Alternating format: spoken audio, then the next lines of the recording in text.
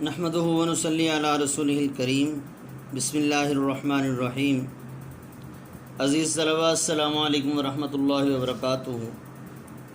آج کی اس ویڈیو کے اندر ہم غزل نمبر 1 حسرت موہانی کی غزل کا چوتھا شعر پڑھیں گے۔ پچھلی ویڈیوز کے اندر 3 شعر ہو گئے تھے، چوتھا شعر دیکھیں۔ تیرے رتبہ دان محبت کی حالت، تیرے شوق میں کیا سے کیا ہو گئی ہے۔ الفاظ کے معنی دیکھیں۔ تیرے رتبہ دان مرتبہ حاصل کرنے والا۔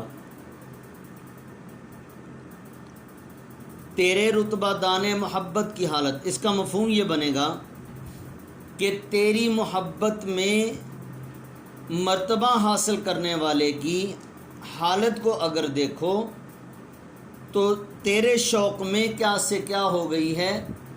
مطلب مفہوم واضح ہے کہ شاعر اس شعر کے اندر یہ کہنا چاہ رہے ہیں اپنے محبوب کو۔ ہم دنیا کے اندر دیکھتے ہیں کہ جس وقت کوئی آدمی کسی کے ساتھ محبت کرتا ہے، چاہے وہ عشق حقیقی ہو چاہے وہ عشق مجازی ہو۔ عشق حقیقی سے مراد اللہ اور اس کے رسول صلی اللہ علیہ وسلم سے محبت، اور عشق مجازی سے مراد دنیا میں جو ایک انسان دوسرے انسان سے محبت کرتا ہے۔ اب یہ محبت جو ہے، جب انسان کسی کو حد درجہ چاہنے لگتا ہے اور بہت زیادہ اپنے آپ کو اس محبت کے اندر بالکل ہی چور کر دیتا ہے اور تھکا دیتا ہے، تو اس کی حالت غیر ہو جاتی ہے۔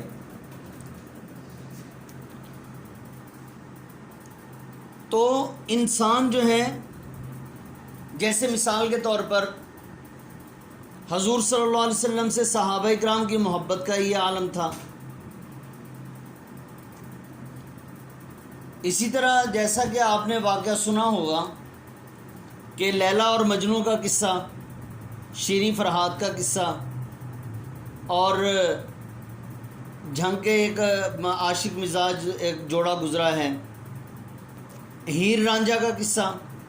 اب ان لوگوں نے اپنے آپ کو محبت میں چور کر دیا تھا اور اپنے آپ کو محبت کے اندر تھکا دیا۔ مجنوں نے محبت اتنی زیادہ کہ مجنوں کا اصل نام مجنوں نہیں ہے بلکہ اس کا اصل نام قیس ہے، اور اس نے محبت کے اندر اپنے آپ کو اتنا تھکا دیا کہ یہ مجنون کہلانے لگا۔ عربی کے اندر اصل لفظ مجنون ہوتا ہے، تو مجنون سے مجنون ہو گیا۔ عام روٹین میں الفاظ یہ استعمال ہونے لگے۔ تو بتانے کا مقصد یہ ہے عزیز طلباء کہ شاعر کہتے ہیں کہ اے محبوب، اب یہاں پر یہ بھی مراد ہو سکتا ہے کہ شاعر اللہ تعالیٰ کو یہ کہہ رہا ہو، اور یہ بھی مراد ہو سکتا ہے شاعر اپنے دوست کو یہ کہہ رہا ہو۔ شاعر کہنا یہ چاہتے ہیں کہ اے محبوب، میں تیری محبت میں اتنا پاگل ہو چکا ہوں کہ مجھے اپنی ہی تمنا اور اپنی ہی ہوش نہیں ہے کہ میری حالت کیا سے کیا ہو گئی ہے۔ لوگ مجھے دیوانہ اور پاگل اور پتہ نہیں کیا کیا کہنے لگ گئے، اور تمہیں اس بات کا اندازہ نہیں ہے۔ اگر تم نے دیکھنا ہے، اگر آپ نے دیکھنا ہے کہ میں آپ کو کس درجہ تک محبت کرتا ہوں، تو آپ خود آ کر مجھے دیکھ لیجئے، آپ کو اس بات کا اندازہ ہو جائے گا۔ جیسا کہ شاعر ایک مقام پر شعر کہتے ہیں، تیرے عشق کی انتہا چاہتا ہوں، میری سادگی دیکھ میں کیا چاہتا ہوں۔ دیکھیں جی آگے اگلا شعر۔ پہنچ جائیں گے انتہا کو بھی حسرت، جب اس راہ کی ابتدا ہو گئی ہے۔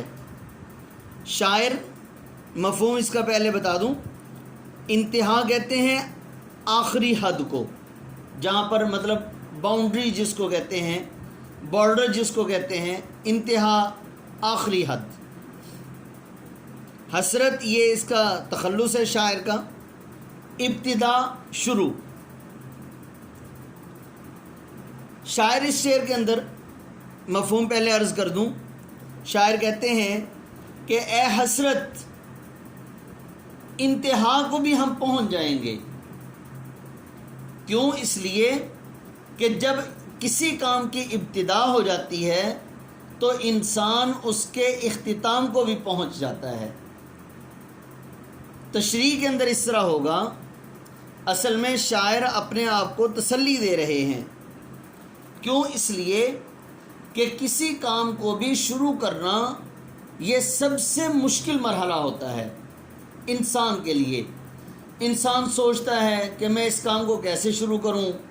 انسان بزنس شروع کرتا ہے تو انسان سوچتا ہے کہ اب پتہ نہیں لاس نہ ہو جائے، مجھے پروفٹ ہوگا یا نہیں ہوگا. اب یہ ساری چیزیں اس کے ذہن کے اندر ہوتی ہیں. تو ایسے لوگوں کے لیے بھی، محبت کرنے والے لوگوں کے لیے بھی، گویا کہ یہ شعر ہر طرح سے عام طور پر استعمال ہو سکتا ہے کہ شاعر یہ کہتے ہیں کہ جب انسان کسی کام کے اختتامی مراحل کو، انسان کسی کام کے آخری نتائج تک پہنچنا چاہتا ہے، اس کے لیے سب سے پہلی شرط یہ ہے کہ وہ ابتدا کرے، کہ کسی کام کو شروع کر لے. جب کسی کام کو شروع کر لیتا ہے، شروع کرنا ہی اس کی پہلی سیڑھی ہے. جب ایک آدمی سیڑھی پر چڑھنے لگتا ہے، اب جب تک وہ سیڑھی پر چڑھنے کے لیے پہلے سٹیپ پر قدم نہیں رکھے گا، اس وقت تک وہ آخری سٹیپ تک پہنچ نہیں سکتا، اس وقت تک وہ اپنی منزل تک نہیں پہنچ سکتا. جب اس نے پہلے سٹیپ پر قدم رکھ لیا، پھر اس کی ہمت بڑھے گی، اگلے سٹیپ پر بھی قدم رکھے گا، دوسرے اگلے سٹیپ پر بھی قدم رکھے گا، اس سے اگلے پر چلتے چڑھتے انسان اپنی منزل تک پہنچ جاتا ہے. تو شاعر اسی طرح تسلی دے رہے ہیں. شاعر اپنے آپ کو کہہ رہے ہیں، اے حسرت، تو اپنے محبوب کی محبت کو چاہتا ہے کہ تیرا محبوب تجھ سے محبت کرنے لگے، اور تو اپنے محبوب کی محبت میں گم ہو چکا ہے، اور تو اپنے محبوب کو حاصل کرنا چاہتا ہے، اپنے محبوب سے حقیقی ملاقات چاہتا ہے، یا اپنے محبوب سے ملاقات کی چاشنی نصیب کا اپنے دل کے اندر چاہتا ہے، مٹھاس حاصل کرنا چاہتا ہے. اس کے لیے یہ ہے کہ تجھے اس راہ پر بھی چلنا پڑے گا، مشکلات کو بھی برداشت کرنا پڑے گا، اور سب سے پہلا مرحلہ اس راستے کی ابتدا کرنی پڑے گی. جب انسان اللہ سے محبت کی ابتدا کر لے گا اور اللہ سے محبت کو شروع کر لے گا، اور جتنے بھی اس کی محبت کے وسائل ہیں وہ تمام کے تمام وسائل اختیار کر کے اس راستے پر چلنا شروع کر دے گا، تو ایک نہ ایک دن آئے گا کہ انسان اس راستے کی انتہا یعنی آخر تک بھی پہنچ جائے گا، اور انسان کو اللہ جل شانہ آخری مراحل میں اس کے پہنچا کر اس کو کامیاب اور سرخرو بھی کر دے گا. جیسے شاعر نے کہا، تھکے جو پاؤں تو چل سر کے بل، نہ ٹھہر آتش. تھکے جو پاؤں تو چل سر کے بل، نہ ٹھہر آتش. گل مراد ہے منزل میں تو خار راہ میں ہے. گل مراد ہے منزل میں تو خار راہ میں ہے. مطلب یہ ہے کہ اگر تمہیں اپنے راستے کے اندر چلتے ہوئے سر کے بل بھی چلنا پڑے تو چلنا پڑے گا، اور چل کے دکھا، تو زمانے کو چل کے دکھا. کیوں؟ اس لیے کہ اگر تو پھول کو حاصل کرنا چاہتا ہے تو راستے میں کانٹے ضرور ملیں گے. جی آگے اس کی مشق ہے. کلیات حضرت موہانی، یہاں سے یہ غزل لی گئی ہے. اس کی مشق دیکھیں. سوال نمبر 1، درج ذیل سوالات کے جوابات لکھیے. شاعر کے ہاں مصیبت کے راحت فزا ہونے کی وجہ، شاعر کے ہاں مصیبت کے راحت فزا ہونے کی وجہ محبوب کی تمنا ہے، محبوب کی آرزو کرنا.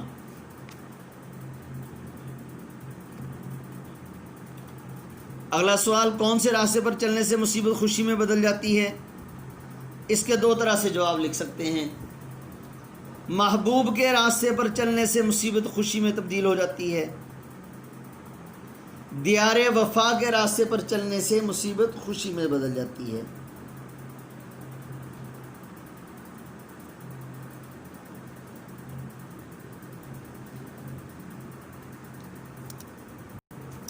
اور جیسا کہ میں نے آپ کو تشریح کے اندر بتایا کہ دیار وفا اس سے مراد اللہ کا راستہ بھی ہے اور محبوب کا راستہ بھی ہے، تو دونوں مراد ہو سکتے ہیں. لیکن اگر ہم شعر کی تشریح کے اندر اور سوال کے جواب کے اندر اگر ہم اللہ جل شانہ کا نام لے لیں تو یہ زیادہ بہتر ہے کہ اللہ کے راستے پر چلنے سے مصیبت خوشی میں تبدیل ہو جاتی ہے۔ شاعر منزل مقصود پر پہنچنے کے لیے پر امید ہے۔ کیوں؟ شاعر منزل مقصود پر پہنچنے کے لیے پر امید اس لیے ہے کہ اس نے اس راستے کی ابتدا کر لی ہے۔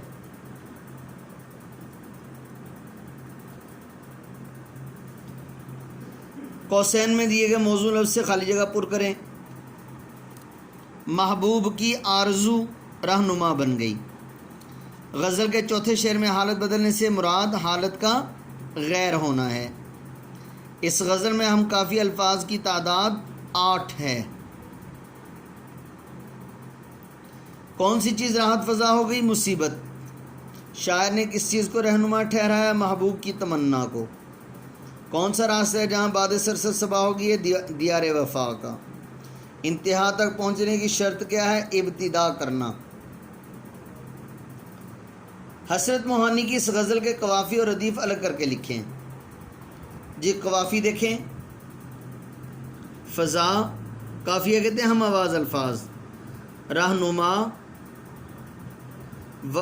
وفا، صبا، عطا، خطا، انتہا، ابتدا، یہ 8 ہو گئے۔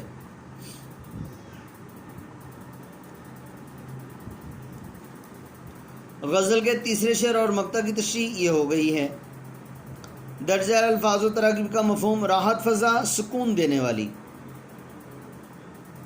آرام دینے والی، راحت دینے والی۔ سرسر، آندھی، مراد اس سے مشکلات ہیں۔ درماندہ، نکالا گیا۔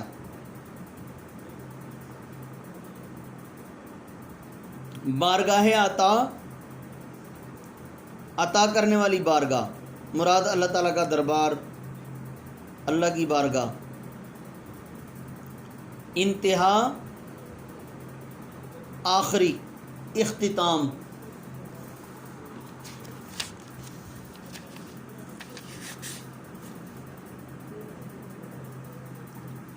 اس غزل کا مطلع اور مقطع کاپی میں لکھیں۔ غزل کا جو شعر آپ کو زیادہ پسند ہے اسے اپنی کاپی پر خشخط کر کے لکھیں۔ مطلع کی تعریف لکھیے۔ اس کے معنی: طلوع ہونے کی جگہ۔ اصطلاح میں کسی غزل یا قصیدے کے پہلے شعر کو مطلع کہتے ہیں۔ مطلع اس لیے کہیں گے، مطلع کا اصل معنی جہاں سے سورج نکلتا ہے اس کو مطلع کہتے ہیں۔ تو غزل کے یا نظم کے پہلے شعر کو مطلع اس لیے کہیں گے کہ غزل اور نظم یہاں سے شروع ہو رہی ہے۔ مطلع کا اصل معنی طلوع ہونے کی جگہ یعنی سورج کے نکلنے کی جگہ۔ اس کے دونوں مصرے ہم کافیہ یا ہم کافیہ و ہم ردیف ہوں۔ بازیچہ اطفال ہے دنیا میرے آگے، ہوتا ہے شب و روز تماشا میرے آگے۔ بازیچہ اطفال، بچے کا پنگھوڑا، یہ دنیا میرے سامنے بچے کے پنگھوڑے کی طرح ہے جس کے اندر بچے کو جھولا دیا جاتا ہے۔ میرے سامنے دنیا کا تماشا ہوتا رہتا ہے۔ مقطع کا اصل معنی ہے کاٹنے کی جگہ۔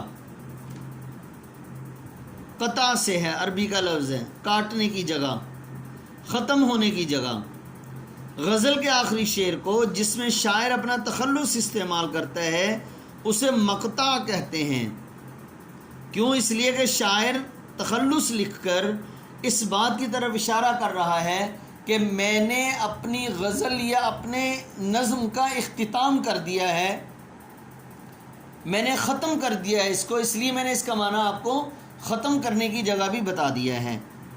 اگر تخلص موجود نہ ہو یعنی آخری شعر کے اندر نظم یا غزل کے تخلص موجود نہ ہو تو وہ شعر مقطع نہیں ہوگا بلکہ آخری شعر کہلائے گا۔ جیسا کہ ناصر کاظمی کا ایک غزل کا مقطع ہے: وقت اچھا بھی آئے گا ناصر، غم نہ کر زندگی پڑی ہے ابھی۔